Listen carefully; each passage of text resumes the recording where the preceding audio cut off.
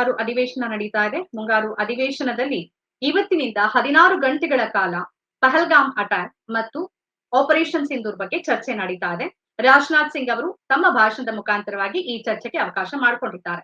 ರಾಜನಾಥ್ ಸಿಂಗ್ ಅವರು ಇವತ್ತು ಸುದೀರ್ಘವಾಗಿ ಸಂಸತ್ನಲ್ಲಿ ವಿವರಣೆಯನ್ನ ಕೊಟ್ಟರು. ಆ ವಿವರಣೆ 100 ಜನ ಭಯೋತ್ಪಾದಕರನ್ನ ಹೊಡೆದು ಹಾಕಿದ್ದು, ಆಪರೇಷನ್ ಸಿಂಧೂರನ್ನ ಹೇಗೆ ಮಾಡಲಾಯಿತು, ಜೊತೆಗೆ ಏನೆಲ್ಲ ಕ್ರಮಗಳನ್ನ ತೆಗೆದುಕೊಳ್ಳಲಾಯಿತು, ನಾವು ಏನೆಲ್ಲ ಯಶಸ್ಸನ್ನ ಸಾಧಿಸಿದ್ವಿ, ಇದೆಲ್ಲದರ ಸಂಪೂರ್ಣ ಮಾಹಿತಿಯನ್ನ ಅವರು ಸಂಸತ್ನ ಮುಂದೆ ಇಟ್ರು.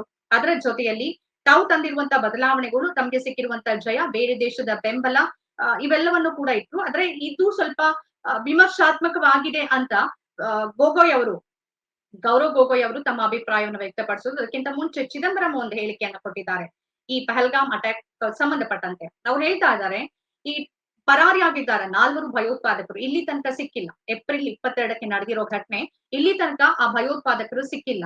ಹಾಗಾದ್ರೆ ಅವರು ನಿಜವಾಗಿಯೂ ಅವರು ಪಾಕಿಸ್ತಾನದವರೇ ಅನ್ನೋದಕ್ಕೆ ನಮ್ಮ ಹತ್ರ ಏನ್ ಆಧಾರ ಇದೆ ಅನ್ನೋ ಪ್ರಶ್ನೆಯನ್ನ ಅವರು ಕೇಳಿದ್ದಾರೆ. ಈ ಪ್ರಶ್ನೆಗೆ ಪೂರಕವಾಗಿ ಗೌರವ್ ಗೊಗೊಯ್ ಅವರು ಸುದೀರ್ಘವಾಗಿ ರಕ್ಷಣಾ ಸಚಿವ ರಾಜನಾಥ್ ಸಿಂಗ್ ಅವರು ವಿವರಣೆಯನ್ನು ಕೊಟ್ಟಿದ್ದಾರೆ. ಆದ್ರೆ ಪ್ರಶ್ನೆಗಳು ಹಾಗೆ ಉಳ್ಕೊಂಡಿದ್ದಾರೆ. ಯಾಕೆ ಕ್ರಮ ಇಲ್ಲ, ಉತ್ತರದಾಯಿತ್ವ ಯಾಕಿಲ್ಲ, ಯಾಕೆ ಇದರ ಹೊಣೆಯನ್ನ ಹೊತ್ಕೊಂಡಿಲ್ಲ ಅಂತ. ಭಯೋತ್ಪಾದನೆಯ ಹೊಣೆಯನ್ನು ಅದು ಒಂದ್ ಸಂಘಟನೆ ಹೊತ್ಕೊಂಡಿದೆ, ಅದು ಬೇರೆ ವಿಚಾರ. ಆದ್ರೆ ಇದರ ಘಟನೆಯ ಹೊಣೆಯನ್ನ ಯಾರಾದ್ರೂ ಹೊತ್ಕೊಳ್ಬೇಕಲ್ಲ.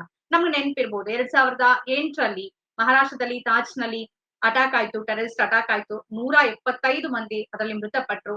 ಅದಾದ ನಂತರ ಆಗಿರೋ ಬದಲಾವಣೆಗಳನ್ನ ಗಮನಿಸಿದ್ರೆ ಈ ಘಟನೆಯ ನೈತಿಕ ಜವಾಬ್ದಾರಿಯನ್ನ ಹೊತ್ತು ಅಂದಿನ ಗೃಹ ಮಂತ್ರಿ ಪಾಟೀಲ್ ಅವರು ರಾಜೀನಾಮೆಯನ್ನ ಕೊಡ್ತಾರೆ. ಅವರ ಸ್ಥಾನವನ್ನ ಚಿದಂಬರಂ ಅವರು ತುಂಬುತ್ತಾರೆ. ಆ ನಂತರದಲ್ಲಿ ಮಹಾರಾಷ್ಟ್ರ ಮುಖ್ಯಮಂತ್ರಿಗಳು ದೇಶ್ಮುಖ್ ಅವರು ರಾಜೀನಾಮೆಯನ್ನ ಕೊಡ್ತಾರೆ. ಅದಾದ ನಂತರ ಅಲ್ಲಿನ ಗೃಹ ಮಂತ್ರಿಗಳು ರಾಜೀನಾಮೆಯನ್ನ ಕೊಡ್ತಾರೆ.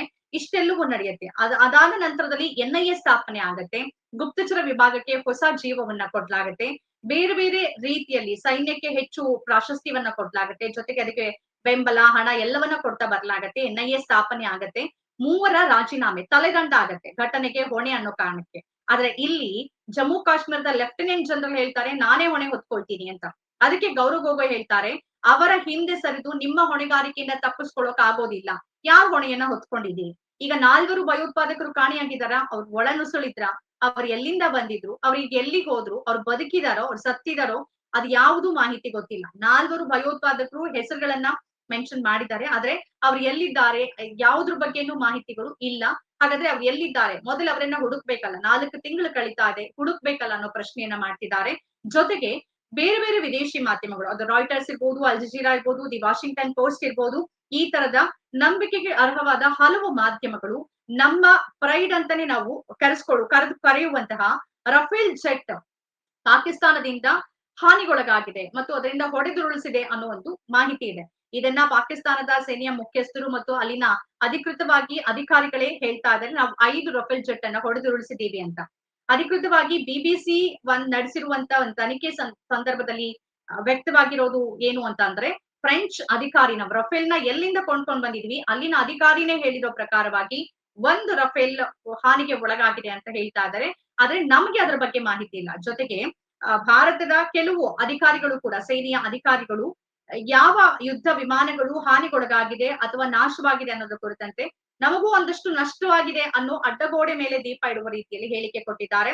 ಅದಕ್ಕೆ ನಮ್ಗೆ ಸ್ಪಷ್ಟತೆ ಬೇಕಿದೆ ಅಂತ ವಿಪಕ್ಷದ ನಾಯಕರು ಕೇಳ್ತಿದ್ದಾರೆ.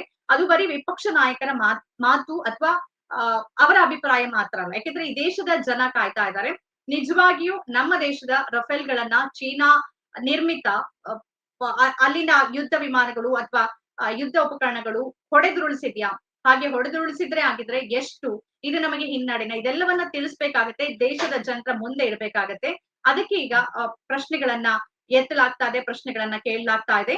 ಸಂಸತ್ನಲ್ಲಿ ರಾಜನಾಥ್ ಸಿಂಗ್ ಅವರು ಈ ಬಗ್ಗೆ ಮಾತನಾಡಿದ್ದಾರೆ, ಗೌರವ್ ಗೊಗೊಯ್ ಕೂಡ ಮಾತನಾಡಿದ್ದಾರೆ. ಈ ಚರ್ಚೆ ಇನ್ನು ಮುಂದುವರಿಯುತ್ತೆ, ನಾಳೆ ಕೂಡ ಈ ಚರ್ಚೆ ಮುಂದುವರಿಯುತ್ತೆ. ಆದ್ರೆ ಪಹಲ್ಗಾಮ್ ಅಟ್ಯಾಕ್ ಮತ್ತು ಆಪರೇಷನ್ ಸಿಂಧೂರ್ ಕುರಿತಂತೆ ಕೆಲವು ಪ್ರಶ್ನೆಗಳು ಹಾಗೆ ಉಳ್ಕೊಂಡಿದೆ. ಆ ಪ್ರಶ್ನೆಗಳಿಗೆ ಸರ್ಕಾರ ಉತ್ತರ ಕೊಡ್ಬೇಕಿದೆ. ಯಾಕೆ ಹೊಣೆಗಾರಿಕೆ, ಉತ್ತರದಾಯಿತ್ವ ಇಲ್ಲ ಅನ್ನೋ ಪ್ರಶ್ನೆಗೂ ಕೂಡ ಉತ್ತರವನ್ನ ಕೊಡ್ಬೇಕಾಗತ್ತೆ. ನಾನು ಈಗಾಗ್ಲೇ ಹೇಳ್ದಾಗೆ, ಹಿಂದೆ ಯಾವುದೇ ರೀತಿಯ ದೊಡ್ಡ ಪ್ರಮಾಣದ ಭಯೋತ್ಪಾದನಾ ಕೃತ್ಯಗಳಾದ್ರೆ ಅದಕ್ಕೆ ಸರ್ಕಾರದ ಯಾರಾದ್ರೂ ಒಬ್ರು ಹೊಣೆಗಾರಿಕೆಯನ್ನ, ಜವಾಬ್ದಾರಿಯನ್ನ ಹೊತ್ಕೊಳ್ತಾ ಇದ್ರು. ಆದ್ರೆ ಇಲ್ಲಿ ಜವಾಬ್ದಾರಿ ಅನ್ನೋದೇ ಇಲ್ಲ. ಅದನ್ನೇ ಗೌರವ್ ಗೊಗೊಯ್ ಅವರು ಪ್ರಸ್ತಾಪ ಮಾಡಿರೋದು.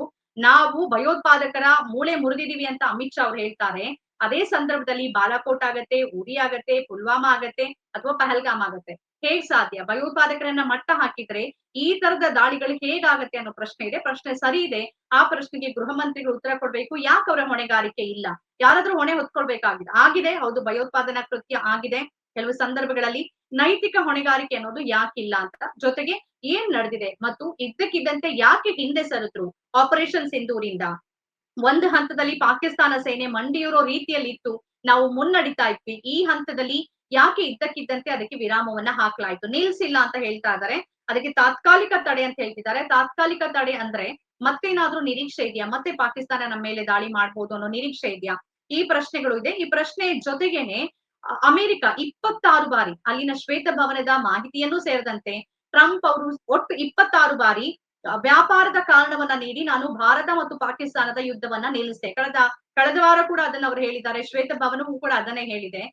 ಜೊತೆಗೆ ಅವ್ರು ಹೇಳ್ತಾ ಇದ್ದಾರೆ, ಪರಮಾಣು ಬಾಂಬನ್ನ ಪ್ರಯೋಗ ಮಾಡುವಂತಹ ಪರಿಸ್ಥಿತಿ ಇತ್ತು. ನಾವು ಅಂತಹ ಒಂದು ದೊಡ್ಡದಾದಂತ ಘಟನೆಯನ್ನ ನಿಲ್ಲಿಸಿ ನಾವು ಮನುಕುಲ ಉಳಿಯುವಂತೆ ಮಾಡಿದೀವಿ ಅಂತ ಟ್ರಂಪ್ ಅವ್ರು ಹೇಳ್ತಿದ್ದಾರೆ. ಅದಕ್ಕೂ ಕೂಡ ಸಂಸತ್ನಲ್ಲಿ ಉತ್ತರ ಸಿಗಬೇಕಿದೆ. ಈ ಚರ್ಚೆ ನಾಳೆಯೂ ಮುಂದುವರಿಯತ್ತೆ. ಏನ್ ಉತ್ತರಗಳು ಬರುತ್ತೆ, ಏನ್ ಪ್ರಶ್ನೆಗಳನ್ನ ವಿಪಕ್ಷದ ನಾಯಕರು ಮುಂದಿಡ್ತಾರೆ ಅನ್ನೋದನ್ನ ಕಾದ್ ನೋಡ್ಬೇಕಿದೆ.